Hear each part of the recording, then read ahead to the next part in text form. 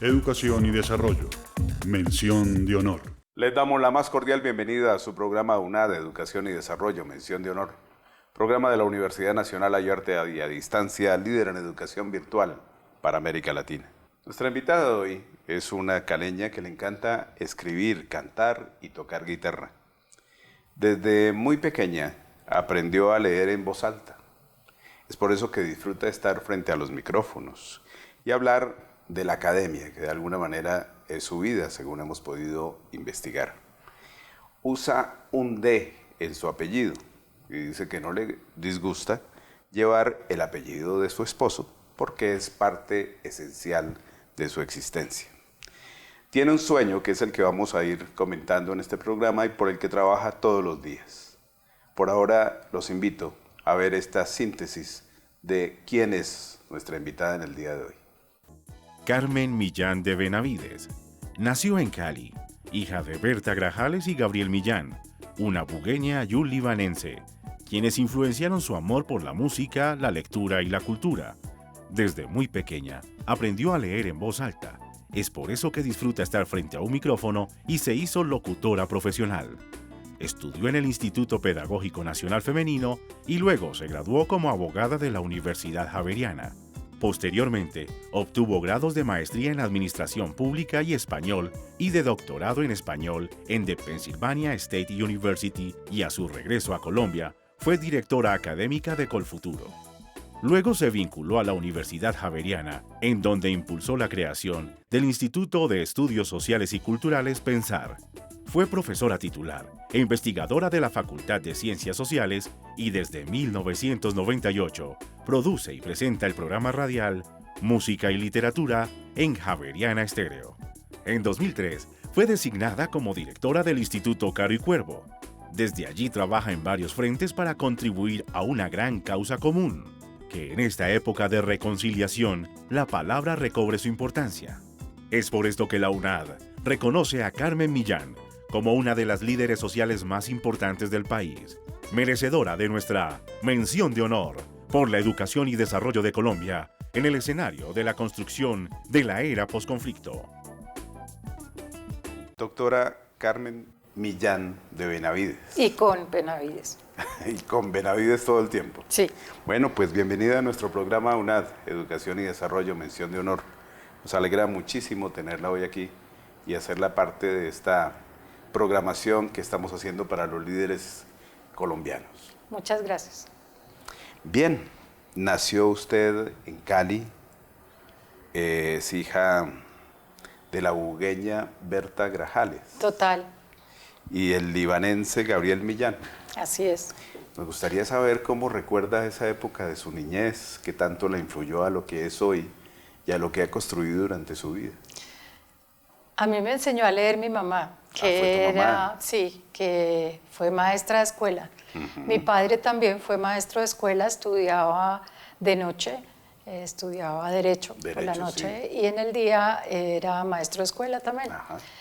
Mi mamá me enseñó a leer y mi papá me enseñó a leer en voz alta. Pero la cartilla Charlie fue con mi mamá. Hay una cosa que nos llama la atención y es que usted dice que su papá en el día sacaba muelas y por la noche estudiaba latín. ¿Cómo es eso?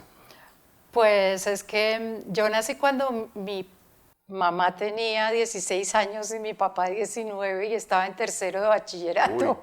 Uy, nocturno. No se trata de embarazo adolescente ni mucho menos, sino que usted comenzó con el dato muy importante de que mi mamá es bugueña. Sí. Y en el Valle del Cauca y en aquellas épocas, una mujer que a los 20 años no se había casado se había quedado. Así se decía, que está quedada. Sí. Y mi padre había llegado al Valle del Cauca con su familia proveniente del Tolima, desplazados por la violencia bipartidista que había, y él era de una familia conservadora en un pueblo de liberales, entonces tuvieron que salir y fueron a parar a Cali. Mi padre cantaba muy bonito y los hermanos de mi mamá, que es hermana única, la única mujer, también cantaban bonito y se conocieron por ahí. Con mis tíos y mi papá le echó el ojo a la niña y entonces se la robó ¿Ah, sí? Sí, entonces terminaron casándose así. Se robó ese corazón. Sí, pues con canciones y poemas y una voz bellísima que tenía él. Y entonces, pues nada. La trayectoria de su papá es bien interesante. Porque Es linda, encontramos que después de que estudió Derecho, fue alcalde de Ibagué Sí. y al final de mucho tiempo fue viceministro de Desarrollo. Sí, sí. ¿Qué dejó en usted ese paso correlacionado también con sus estudios en el Instituto Pedagógico Nacional Femenino? Yo estoy muy orgullosa porque acaban de declarar al colegio patrimonio, como patrimonio de este país. Yo estudié en un colegio absolutamente maravilloso que era femenino, tenía la tradición de la misión pedagógica alemana. Tuve la posibilidad con todas mis hermanas, además de estudiar en ese lugar fantástico, que perdimos por un temblor, el colegio que era en la 72, donde es ahora la pedagógica, era absolutamente hermoso. Allí usted aprendió música, rítmica, ballet, con el método Orff, letras. Todo. Yo todavía recuerdo, y lo recordé hace poco, a mi profesora de español, que conocí como la señorita Alicia Guevara y luego como Alicia Guevara de Sabogal. Hace poco mi maestra de francés, con sus amigas del club de lectura de profesoras del pedagógico, fueron a visitar la hacienda Yerbabuena y qué felicidad verlas y ver a mis profesoras. Después de muchos años. Por favor, toda no la digamos vida. cuántos, pero... No, a mí no me importa adaptarme. Por lo menos desde el 70, 1970. Vea. No las veía y fue absolutamente bello. Es un colegio y fue un espacio para mí de aprendizaje y de amor por todo, por las letras, por la gimnasia, por el ballet, por todo. Esa formación suya tan integral, comparando hoy con lo que es la educación, ¿la extraña? Pues yo la tuve, entonces no la puedo extrañar. ¿Para las nuevas generaciones? Lo que pasa es que yo creo que hay unas cosas que se sacrifican por otras. Cuando yo estaba en el colegio, mejor dicho, para poder llegar a ese colegio tuve que pasar por un proceso de selección que no tenía que ver con las calidades ni con nada, sino era casi que por sorteo. Y el primer año que me presenté, yo era la mayor de mis hermanas, no quedé en el sorteo. Entonces yo no hice kinder y pasé a primero de primaria, pero la tristeza que me dio fue tal que mi papá me compró un uniforme de mentiras.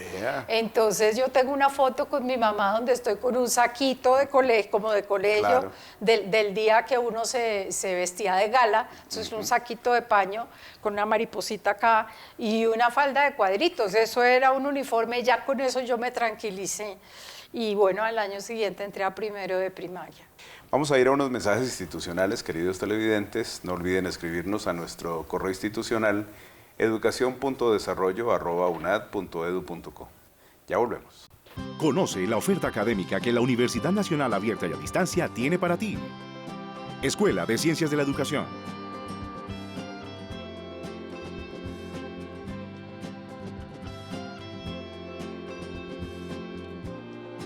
Escuela de Ciencias Básicas, Tecnología e Ingeniería.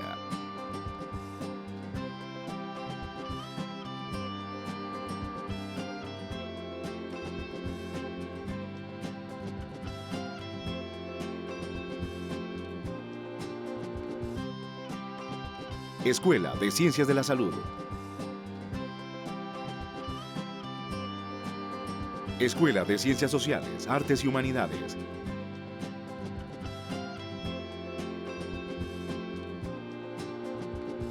Escuela de Ciencias Administrativas, Contables, Económicas y de Negocios.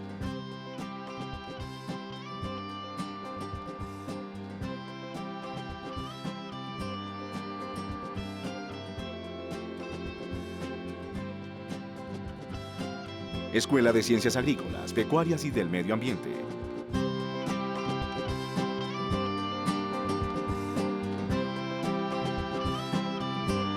Escuela de Ciencias Jurídicas y Políticas.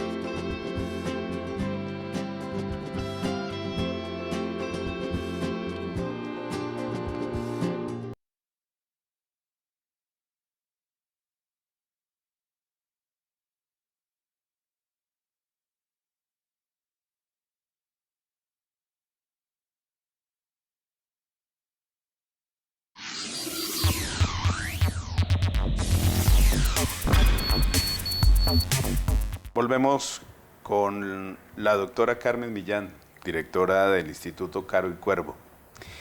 Sabemos que usted quiso estudiar en algún momento traducción simultánea, pero luego siguió la ruta de su padre y terminó estudiando Derecho en la Universidad Javeriana. ¿Cómo fue esa transición frente a un querer ser y luego incorporarse al escenario del derecho? Pues esa historia comienza donde dejamos esto de sacar muelas de día y estudiar latín de noche. En el colegio, en los bachilleratos de antes, en el caso de mi padre que estudió en el Colegio Santa Librada de Cali, allí se estudiaba latín, y se estudiaba latín con un texto que se llama 2 años de latín. Ajá. Yo me empaqué los 2 años de latín muy feliz, porque resulta que cuando aprendí a leer en voz alta, le ayudaba a mi papá a estudiar Derecho. No había grabadoras, no había todas esas cosas, y yo siempre siento profunda admiración por la gente que estudia de noche, porque trabajar todo el día en una escuela con niñitos y llegar uno a aprender de noche y tal, pues es un esfuerzo tremendo. Un gran esfuerzo. A veces salimos del trabajo y está saliendo toda la muchachada y toda la gente que estudia de noche, y yo digo, mis respetos. Ajá. Entonces, pues había que presentar los exámenes y demás, y mi padre me pedía que le leyera en voz alta, para poder, ¿no? Pero a mí lo que me podía fascinar de todo lo que le leía era todo lo relacionado con el derecho romano. Y la vida en Roma, y los gladiadores, y no sé qué más. Y con los 2 años de latín, pues yo a los 10 años ya sabía qué era eso de la usucapio, y sabía sobre las servidumbres, y calcis et coquendet arene fodiende, que suena como una grosería, pero es la servidumbre de cal y arena, ¿no? Y todas esas cosas. Y entonces a mí sí me gustaba el derecho, pero me parecían divinos los idiomas, y estaban recién llegando las carreras de traducción simultánea, me acuerdo, en el Rosario, en la Universidad del Rosario. Entonces yo le dije a mi papá, papá, yo quiero estudiar. Además, pues hablaba inglés y hablaba francés, y entonces pues me pareció como mamey, como dirían los muchachos en esa época. Y entonces él dijo, ay no, hija, ¿cómo se te ocurre? ¿Cómo se te ocurre que vas a estudiar traducción simultánea? Si es que ya sabes un montón de cosas de esas, y además pues viajas y aprendes, ¿y qué vas a hacer con eso? Bueno, en fin, le dije yo sí, bueno, yo derecho sí, pero sí es solo derecho romano. Vea. Sí, y entonces pues no, derecho no era solo derecho romano, pero bueno, me dijo, bueno, si tú quieres, luego... Fue un gran consejo al final. Luego vas a profundizar y vas a trabajar en eso, y sí, yo profundicé en derecho romano, pero eso es unos años después. Ajá. Bueno, usted tiene una frase que es muy célebre y nos llamó muchísimo la atención. Dice que si uno a los 20 años no es revolucionario, tal vez sea alguien sin corazón. Y si a los 25 sigue siendo en las mismas revolucionario, es que no tiene cabeza. Esa frase no es mía, es de mi padre. ¿Es de tu padre? Es de mi papá. Vea. Es que yo conocí a Benavides, y con Benavides, cuando estábamos empezando en la universidad, nos conocimos, como él cuenta por ahí. Y entonces en los Andes había un movimiento muy fuerte, y estaba el MOIR pues en efervescencia. En efervescencia, claro. Sí, pues claro que eso es la izquierda exquisita, ¿no? De los niños de los Andes y tal. Y entonces yo conocí a un peludo que le encantaba el rock, con unos pantalones botacampana, que ahora les dicen pata de elefante, con las banderas de los Estados Unidos. Y nos conocimos por el rock y toda la cosa, y de pronto un día llegó peluqueado y con una ropa rarísima. Pues era que se había ido a los barrios con el MOIR a conocer. ¿Y estás hablando de Benavides? Sí, ese es Benavides. Mira lo que nos dice Benavides sobre ese tema. A ver. Nos conocimos con Carmen en el año 1973. en una fiesta. Ninguno de los dos éramos amigos de las fiestas, cada uno de los dos éramos rockeros por separado y un conocido común nos presentó. Y el día de esa fiesta, en el cual obviamente no bailamos porque no éramos de ese tipo de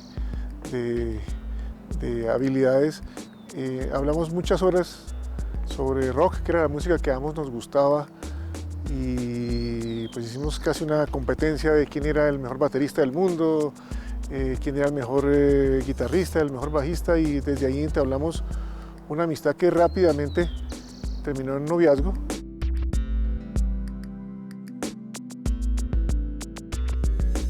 Cada uno de nosotros tenía en ese momento unos grupos favoritos. Yo me acuerdo que a ella le gustaba mucho Cat Stevens, le gustaba mucho Procol Harum, a mí me gustaba más Led Zeppelin y Pink Floyd y Yes, pero hicimos entre los dos una buena colección de música rock.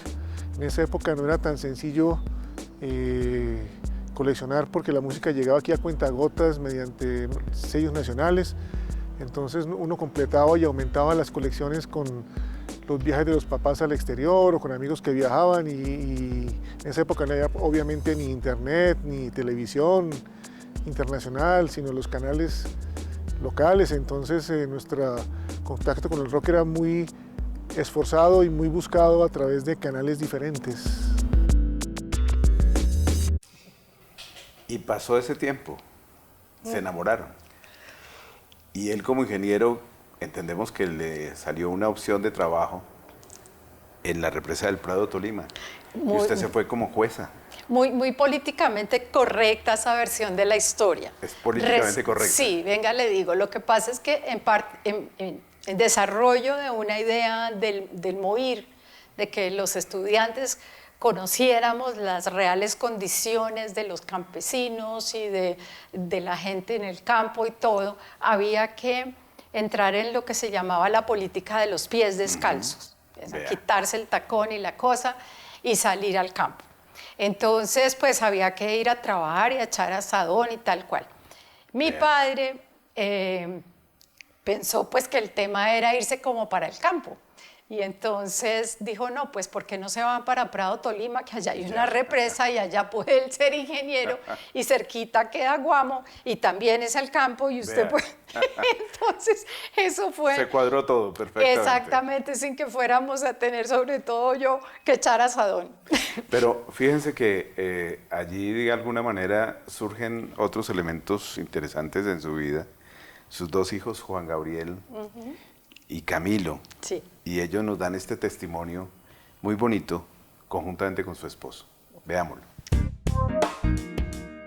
Es una persona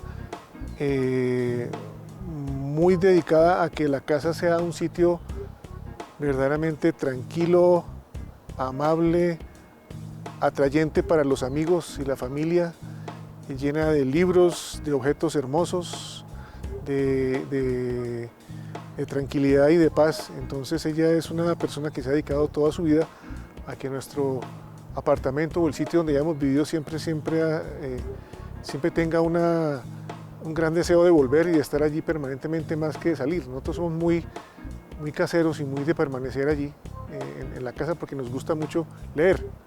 Nos dedicamos a leer casi todo el tiempo y los fines de semana. El mejor recuerdo que tengo con mi mamá fue haber vivido con ella 2 años en Estados Unidos, cuando yo tenía 14 años. Fueron de los 14 a los 16 y en esos 2 años, pues, mi mamá fue mi mejor amiga. En esos 2 años cocinamos juntos, fuimos al cine juntos. Cuando tenía tusas por mis novias, ella me escuchaba, me daba consejos. Y en verdad esos 2 años fue donde mejor conocí a mi mamá y creo que es donde mi mamá mejor me conoció a mí. Y entonces esos 2 años pues son muy importantes para los dos y esos los guardo con muy buenos recuerdos. Vamos a ir a otros mensajes institucionales. No olviden que pueden sintonizarnos también en el canal YouTube. Ya regresamos.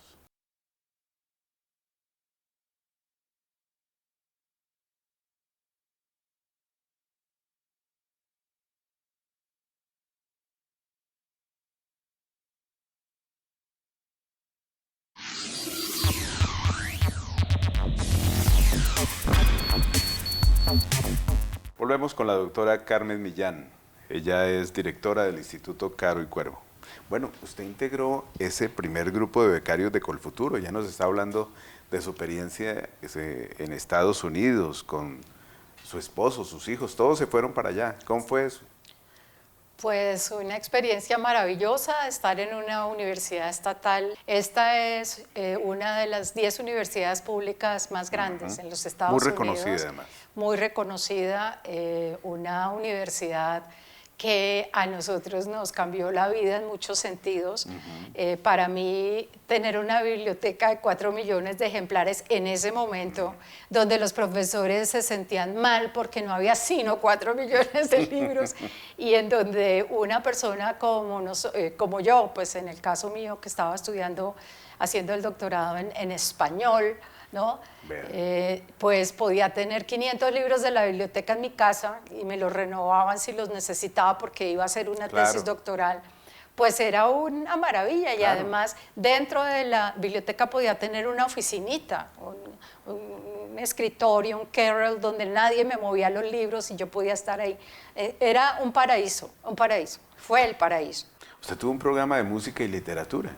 Lo tengo. Y lo tiene aún. Lo tengo y lo tuve en Estados Unidos con ese programa, con los programas que hacía con mis colegas de literatura comparada, Complete, que era un colectivo como de las Naciones Unidas.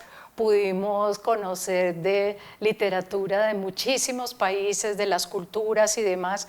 Tuve un programa en Ibagué, donde vivimos un tiempo, y tengo este programa en Javeriana Estéreo. En la Universidad Javeriana, sí. Allá está con Agustín Lombana. Ahí llegué porque Agustín Lombana supo que era el director de la Fundación Fulbright.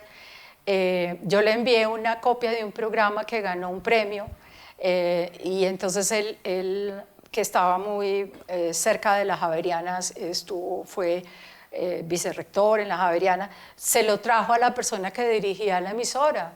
Y bueno, y cuando volví, en la Javeriana me dijeron, ¿usted no quiere venir a hacer cosas acá? Y yo les dije, pues sí. Entonces llegué a enseñar Derecho Romano en la Javeriana y a hacer mis programas. Pues bueno, Sara González, su amiga, nos contó esta anécdota. La desenvoltura de Carmelita es tan increíble que saliéndonos del ambiente de su casa, ¿no? Donde ella pues es una gran anfitriona, ofrece unos platos riquísimos, dirige la conversación, deja que las otras personas hablen, ella no es el centro de atención, pero ella tiene una manera de entrar con gente en otros ámbitos, y les voy a contar la anécdota en el Instituto Cervantes o en el premio Príncipe de Asturias, ¿no? Carmelita me contó que había estado en el Príncipe de Asturias cuando le dieron el premio a Juan Goytisolo, que ya murió, y ella se sentó al lado de él y bueno, entablaron no solo una conversación, sino una gran amistad. Y luego, al saludar al rey, enseguida le echó una anécdota y le contó que su mamá era una gran admiradora del rey porque era un churro.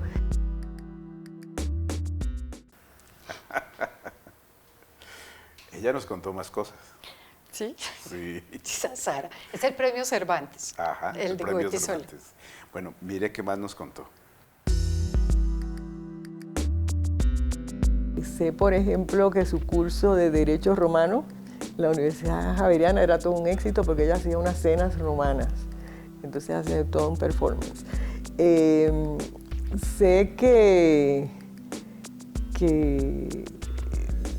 comparto con ella, y ella quizás fue la que me lo enseñó, me lo inculcó más, el hecho de que nosotros a cierta edad, después de haber publicado libros, después de haber hecho investigaciones, nuestro papel y nuestra función es de mentoría, ¿no? Es decir, Carmelita es una gran mentora.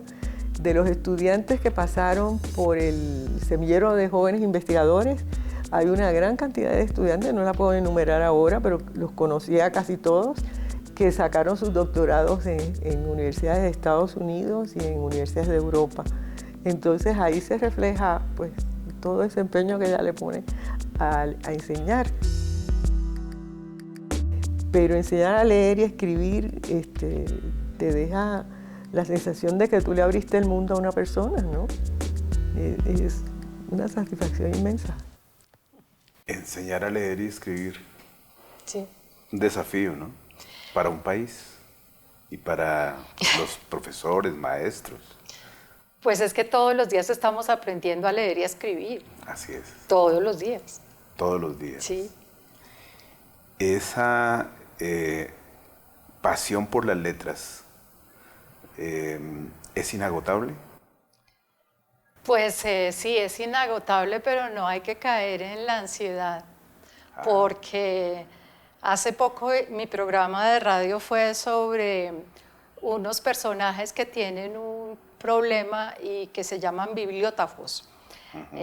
No son bibliomaníacos, sino bibliótafos. Son personas que quieren tener todos los libros del mundo, pero no los leen ni nada, sino que los acumulan para verlos, ¿no? Para verlos. Metros de biblioteca. No, tienen bibliotecas en muchas partes de un país, de Europa, yo qué sé, y los libros son para verlos, para ver, por el placer de tener el ejemplar tal. Ya. No. Los libros son para olerlos, para gozarlos, para divertirse con ellos, pero para entender lo que pasa con ellos en una dimensión o en otra. Entonces yo leo El Quijote y lo leí en voz alta con mi padre cuando tenía 10 y luego lo leo en la clase con el doctor de armas en Spanish, no sé qué, 400, 500, en las cosas que hacíamos de cursos doctorales, era Cervantes 1, 2, 3, 4, 5, 25, y luego leo El Quijote nuevamente para las jornadas de 2016 y cada vez es una lectura distinta y todo el tiempo estoy aprendiendo a leer El Quijote. Por eso le digo que uno aprende, busca leer todos los días. La ansiedad de bibliógrafo es que yo no me puedo poner a pensar que mientras estoy releyendo o leyendo, quién sabe cuántos libros más están publicando que no me voy a poder leer. Entonces, pues no, a ver, párele que, a ver, para todos hay.